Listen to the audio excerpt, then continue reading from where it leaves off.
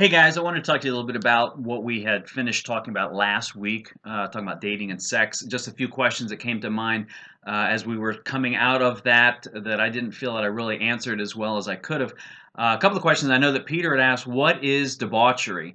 And what that is mean just you are completely living out whatever desires you have.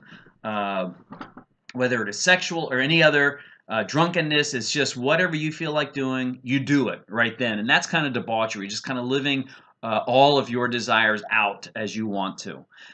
One of the other things that we ended up talking about during that week, last week a lot, was about losing your virginity. And is that really, can you lose your virginity without sexual intercourse?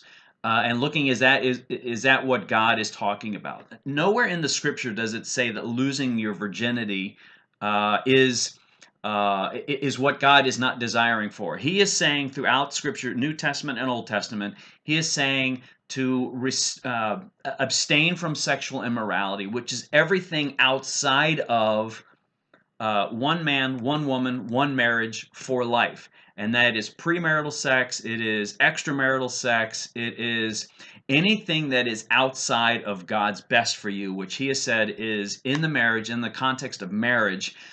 So it's not really the whole virginity thing. Is oral sex, is that okay to have before getting married because I still have kept my virginity? Again, that's not in the scripture anywhere. What God is saying is any type of sex outside of marriage is wrong. And I know we had talked a little bit about that, so I wanted to clarify that for you and with you as well.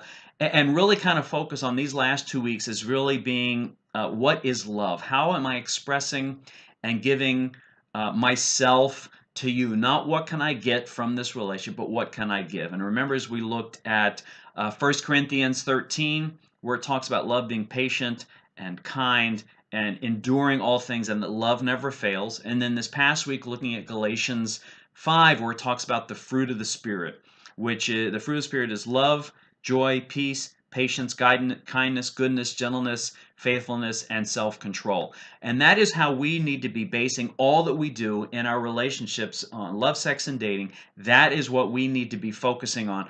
So I hope that brings a little clarity to you with all the different things we've talked about. Looking forward to meeting with you guys this week. We have a really cool parable that we're going to be looking at, and I hope you will be there to be a part of that.